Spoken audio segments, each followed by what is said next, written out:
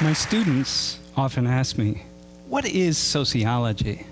And I tell them it's the study of the way in which human beings are shaped by things that they don't see. And they say, so how can I be a sociologist?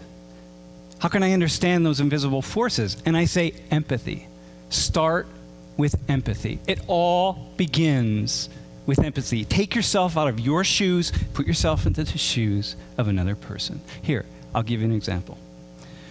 So I imagine my life if 100 years ago China had been the most powerful nation in the world and they came to the United States in search of coal. And they found it, and in fact they found lots of it right here. And pretty soon they began shipping that coal ton by ton, rail car by rail car, boatload by boatload, back to China and elsewhere around the world. And they got fabulously wealthy in doing so. And they built beautiful cities, all powered on that coal. And back here in the United States, we saw economic despair, deprivation. This is what I saw.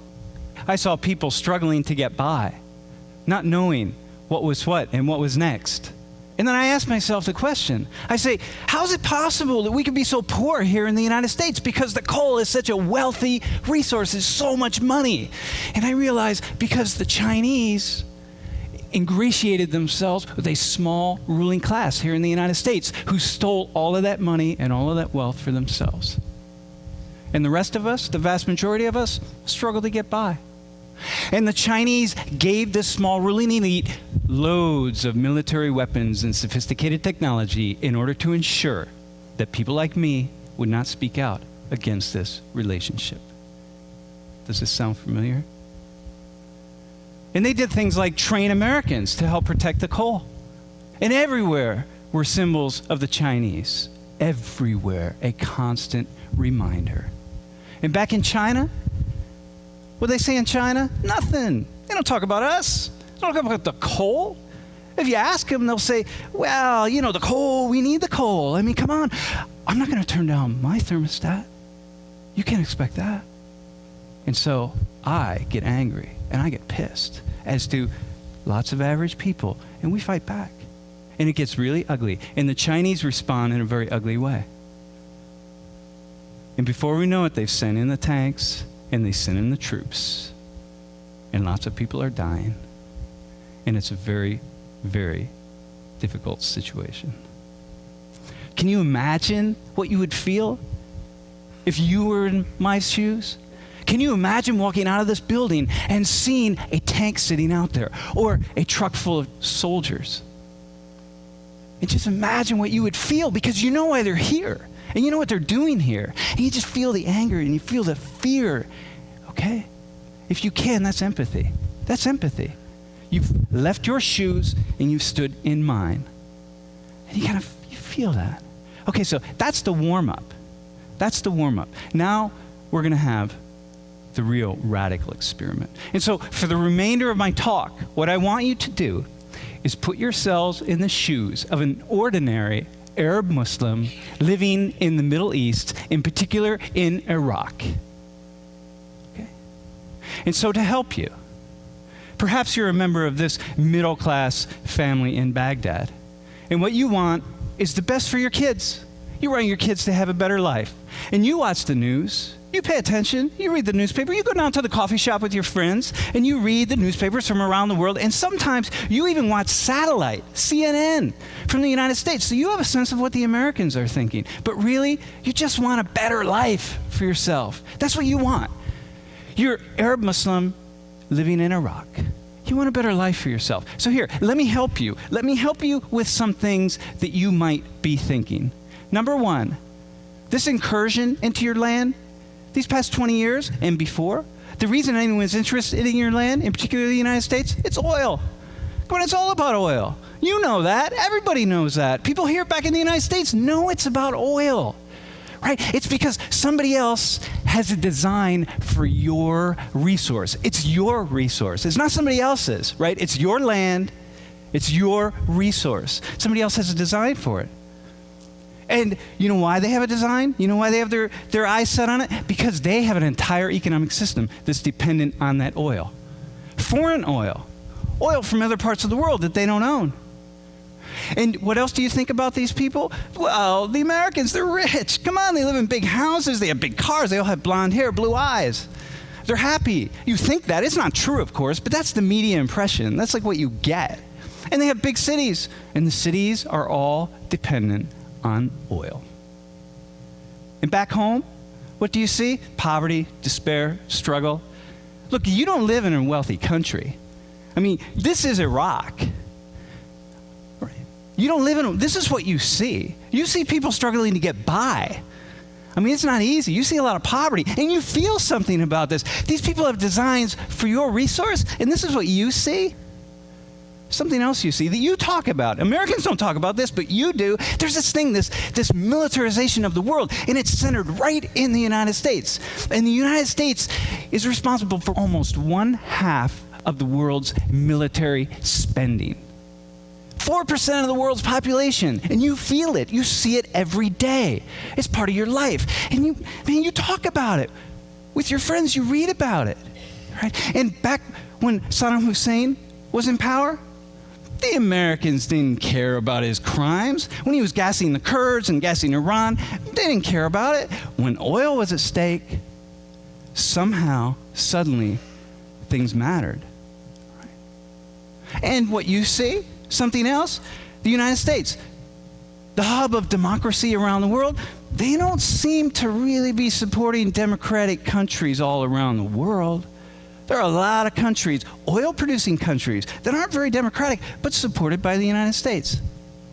It's odd. Oh, these incursions, these 2 wars, the 10 years of sanctions, the 8 years of occupation, the insurgency that's been unleashed on your people, the tens of thousands, the hundreds of thousands of civilian deaths,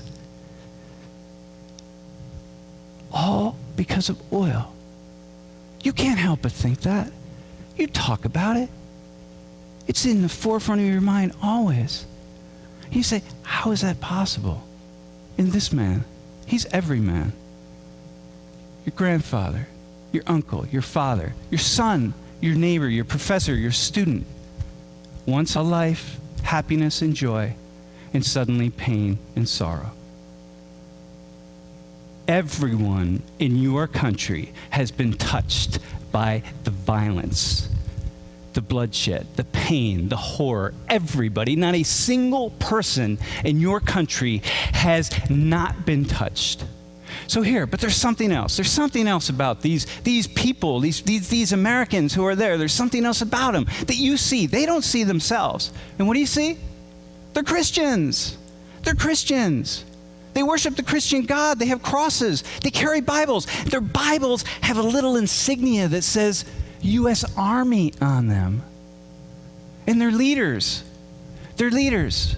Before they send their sons and daughters off to war in your country, and you know the reason, before they send them off, they go to a Christian church and they pray to their Christian God and they ask for protection and guidance from that God. Why?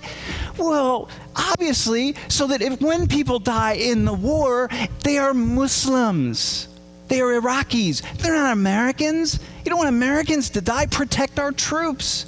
And you feel something about that. Of course you do. And they do wonderful things. You read about it, you hear about it. They're there to build schools and help people, and that's what they want to do. They do wonderful things, but they also do the bad things, and you can't tell the difference.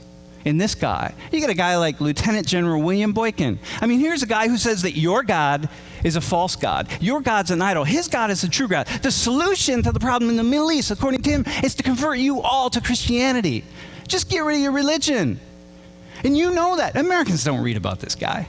They don't know anything about him, but you do. You pass it around. You pass his words around. I mean, this is serious. You're afraid. He was one of the leading commanders in the second invasion of Iraq, and you're thinking, my God, if this guy is saying that, then all the soldiers must be saying that. In this word here, George Bush called this war a crusade. Man, the Americans, they're like, crusade, whatever, I don't know what that means. You know what it means. It's a holy war against Muslims. Look, invade, subdue them, take their resources. If they won't submit, kill them. That's what this is about. And you're thinking, my God, these Christians are coming to kill us. This is frightening. You feel frightened. Of course you feel frightened. And this man, Terry Jones, I mean, here's a guy who wants to burn Qurans, right? And Americans, he's a knucklehead. He's a former hotel manager. He's got 36 members of his church. They laugh him off. You don't laugh him off. Because in the context of everything else, all the pieces fit. I mean, of course, this is how Americans think. And so people all over the Middle East, not just in your country, are protesting. Like he wants to burn Qurans, our holy book. These Christians, who are these Christians? They're so evil. They're so mean. I mean, this is what they're about. This is what you're thinking as an Arab Muslim, as an Iraqi. Of course you're going to think this. And then your cousin says, hey, cuz, check out this website. You got to see this Bible boot camp. These Christians are nuts. They're training their little kids to be soldiers for Jesus. And they take these little kids and they run them through these things. They teach them how to say, sir, yes, sir, and things like grenade toss and weapons, care, and maintenance. And go to the website. It says U.S. Army right on it. I mean, these Christians, they're nuts. How would they do this to their little kids? And you're reading this website, and of course, Christians back in the United States, or anybody says, this is some little tiny church in the middle of nowhere. You don't know that. For you, this is like all Christians. Like it's all over the web, Bible boot camp. And look at this. They even teach their kids. They train them in the same way the U.S. Marines train. Isn't that interesting? And it scares you, and it frightens you. So these guys, you see them? You see, Sam Richards, I know who these guys are. They're my students, my friends. I mean, I know what they're thinking. You don't know. When you see them, there's something else. There's something else. That's what they are to you. We don't see it that way in the United States, but you see it that way, right? So here, of course, you got it wrong. You're generalizing. It's wrong. You don't understand the Americans. It's not a Christian invasion. We're not just there for oil. We're there for lots of reasons. I mean, you have it wrong. You missed it. And of course, most of you don't support the insurgency. You don't support killing Americans. You don't support the terrorists. Of course you don't. Very few people do. But some of you do, right? And this is a perspective. Okay. So now, here's what we're going to do. Step outside of your shoes that you're in right now and step back into your normal shoes. So everyone's back in the room, okay? Now here comes the radical experiment. So we're all back home. This photo, this woman, man, I feel her. I feel her. She's my sister, my wife, my cousin, my neighbor. She's anybody to me. These guys standing there, everybody in the photo, I feel this photo, man. Okay? So here's what I want you to do. Let's go back to my first example of the Chinese. Okay? So I want you to go there. So it's all about coal, and the Chinese are here in the United States. And what I want you to do is picture her as a Chinese woman receiving a Chinese flag because her loved one has died in America in the coal uprising. And the soldiers are Chinese, and everybody else is Chinese. Okay? As an American, how do you feel about this picture? What do you think about that scene? Okay, try this. Bring it back. This is the scene here. It's an American soldiers, American woman who lost her loved one in the Middle East, in Iraq or Afghanistan. Okay? Now, put yourself in the shoes. Go back to the shoes of an Arab Muslim living in Iraq.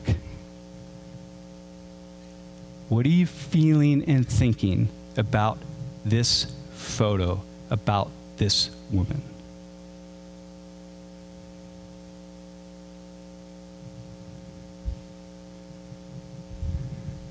Okay, now follow me on this, because I'm taking a big risk here.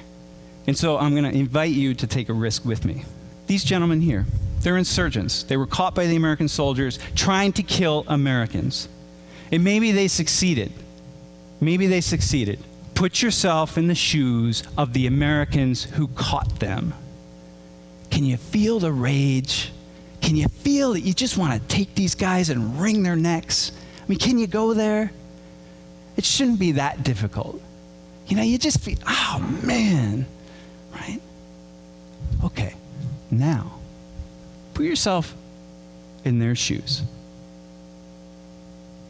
Are they brutal killers or patriotic defenders?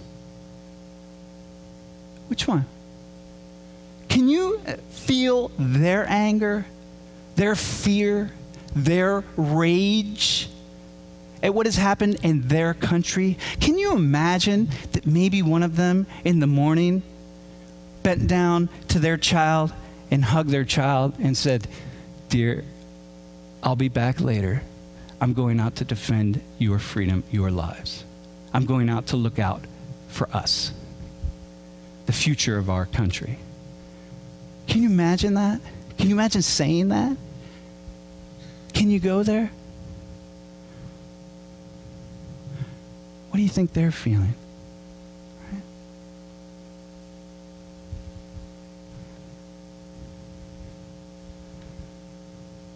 You see, that's empathy. It's also understanding.